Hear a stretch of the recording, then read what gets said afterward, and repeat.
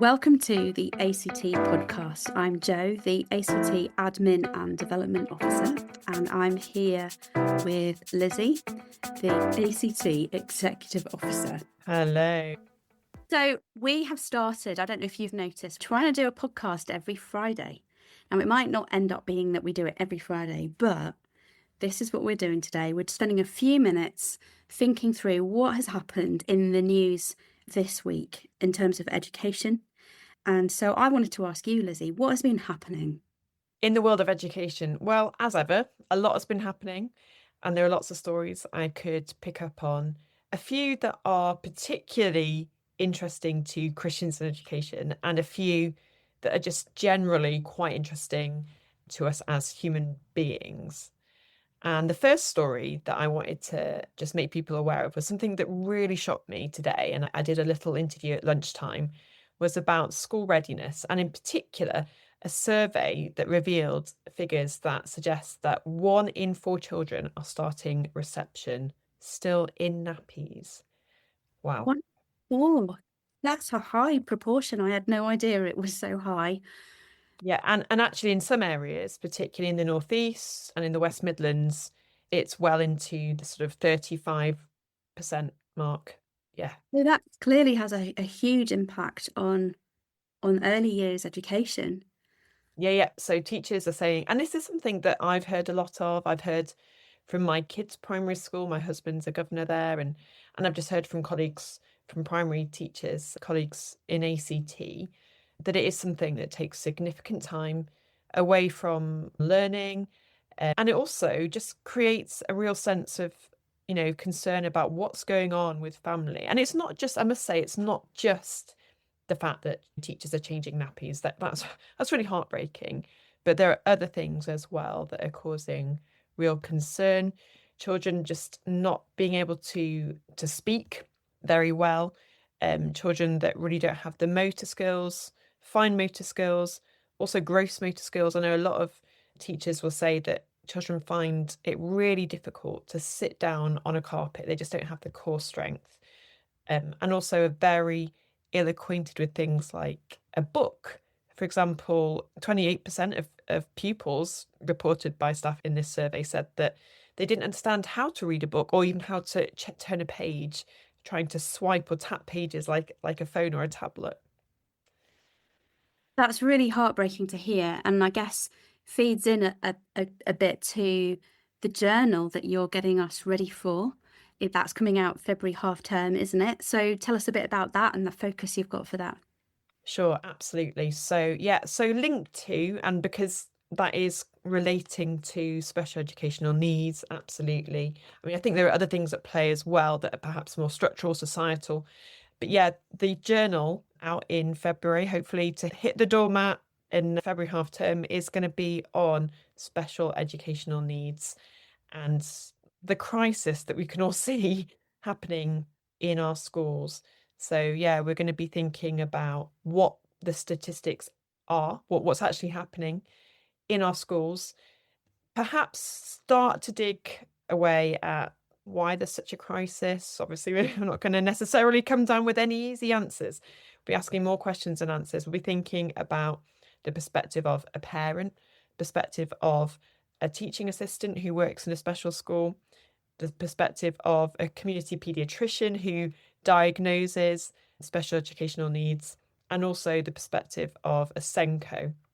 So I think it'll be really interesting. We'll hear a lot from what's happening at the coalface, and also hopefully give more of that biblical perspective on how we support these wonderful children that are made in the image of God and that are really struggling with some proportion of schooling and education. Well, I can't wait to read it myself. Tell us a bit about Bridget Phillipson, the Education Secretary. What's she been up to this week? Well, I mean, gosh, I'm not entirely sure what she's been up to, but I know there have been increasing demands for her to act on a couple of issues. One is on publishing the gender questioning guidance for schools. We're still waiting for that years after the previous government published a draft. So that's something, particularly in the wake of rulings by the Supreme Court and other things that have happened recently, particularly the Darlington nurses, and when it comes to things like changing rooms, etc. So we're still waiting for that. And also, there was a letter this week from more than 300 academics warning Bridget Phillipson that cancel culture is damaging academic freedom and that she still hasn't implemented the Higher Education Freedom of Speech Act, which obviously, although that's to do with higher education, has implications that then trickle down, particularly to secondary school and perhaps amongst, let's be honest, often a quite a liberal, progressive leaning workforce. Well, if you certainly believe the union's representation, then it does perhaps make schools more vulnerable to censorship for expressing what could be deemed controversial views. So yeah, just slightly concerned about that. And ACT, I'm sure at some point will be writing to our Secretary of State for Education about some of these things. Well, it's certainly important to be praying for Bridget Phillipson in her role. Absolutely. So there's been some news from Wales. Do you want to fill us in on that? This is a great news story. So there was a school in Llandudnoes, and I hope that I have pronounced that correctly. I did live in Wales for 4 years, so I feel that I've got that kind of the sound in my throat relatively accurate. A school in Wales was cleared this week of accusations that it was inappropriately promoting Christianity and teaching creationism. And this was following a complaint by the National Secular Society. Now, they went into the school, or at some point they'd been in the school and saw some biblical texts on the walls, such as, I think it was from Genesis, or it was just from a psalm, great are the works of the Lord, God created the creatures of the sea, that kind of thing. And the National Secular Society said that this is clear evidence that they were teaching creationism. Now, there was a thorough examination by the council and by the governing body of the Llandudnoes Schools Federation. They found that there was absolutely no evidence to support these claims, and the school was operating fully within the relevant legislation. And the head teacher is a Christian, and he said that he was pleased, obviously, and said that the school does offer a broad and balanced curriculum and that they'll continue to educate children about the rich Christian and cultural heritage that Wales has, alongside a wide range of beliefs and values as part of their commitment to inclusivity and respect. And I just think that's a real win to show that we can value Christian cultural heritage. And I did hear as well, apparently there were a myriad of different quotes that were on the walls. So that wasn't just biblical quotes. There were lots and lots of different quotes from valued figures all through history. So I think it does prove that there was a real broad and balanced approach to curriculum. And despite the head being a committed Christian, it was reported in the paper he's an elder of the local church.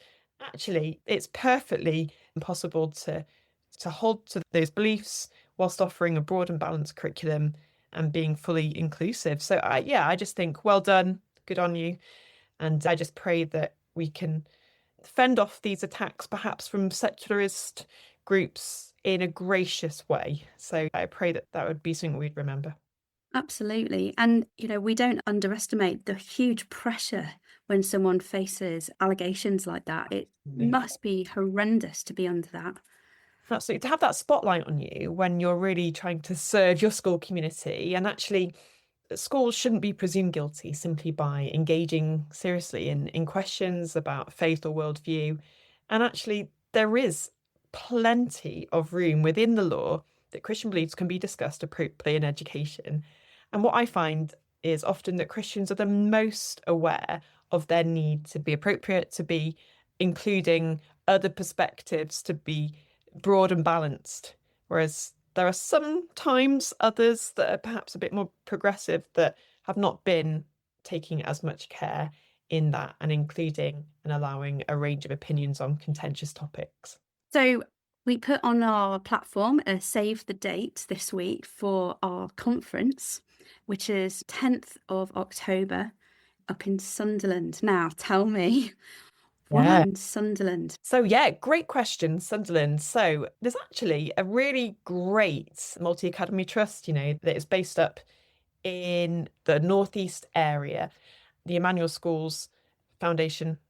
And it was set up with real kind of gospel intentions and had a real heart for reaching their communities, for the good of their communities, but also having a very clear Christian worldview that underpins all of the education, obviously done in that kind of broad and balanced way. And we've got some friends and contacts that are working in those schools, and they offered their premises. And we think it will be a really exciting way of perhaps engaging and making it a bit easier for those that are north of the border, say in Scotland, to come down and be part of the ACT community.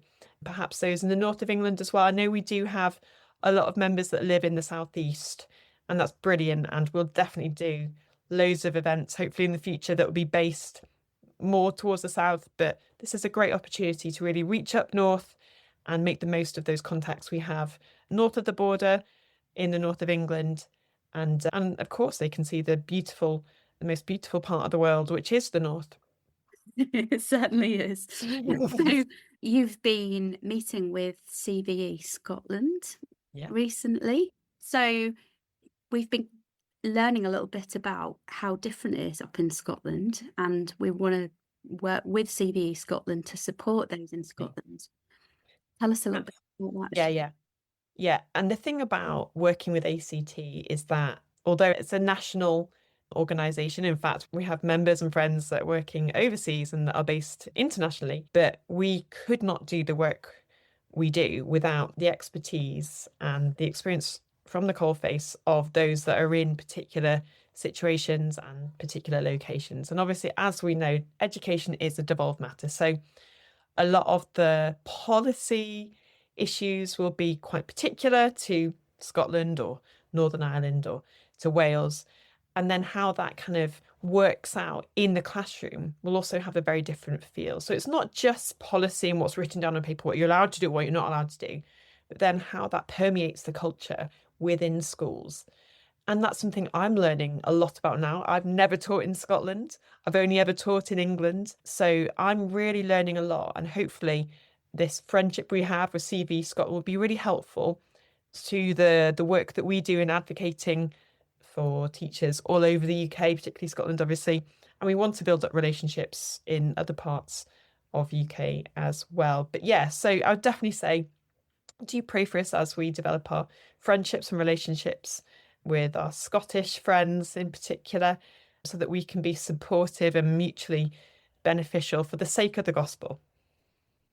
And so we talked a little bit in our last podcast about the Living for Jesus in Education resource, and the conference is going to be focused on that theme as well. And obviously, it's so vital to be living for Jesus in education, isn't it? Yeah. How is that resource coming along? Yeah, so it's slowly developing. I think the exciting thing is that it will be helpful for teachers working in the devolved nations. So this isn't going to be just an England-centric resource, although obviously there are many more teachers that will be working in English schools. But we want to make this helpful and applicable to everyone, which is why we're consulting with our friends. And my heart is that it has that really broad outlook that we can live for Jesus in education by being aware of policy and being aware of what we are allowed to do and not allowed to do. But it's so much more than that. It's about developing a real concern, building on the heritage that we have in our nation of education for everyone, because we want them to be able to read and write and understand and get to grips with some big existential questions. That sounds a little bit highfalutin, but actually, education can unlock the keys to understanding who we are, why we are here on this earth, how we can be really thinking in a kind of missional way to reach out to our school communities to explain why we are so passionate about Jesus as individuals to our colleagues, and then also respond appropriately to our students when we're teaching, not to overreach and not to manipulate our role, but to make the most of that in a way that respects the autonomy of children, but also builds on the wonderful Christian heritage that we have written into law in our nation, because we may not have this forever. And that's something we need to remember. Wonderful. Thank you, Lizzie. Well, just as we finish, we've done quite a few podcasts now, haven't we? So it's definitely worth looking back through the catalogue of episodes available. But give us a little glimpse as we finish of ones that you are due to be recording soon.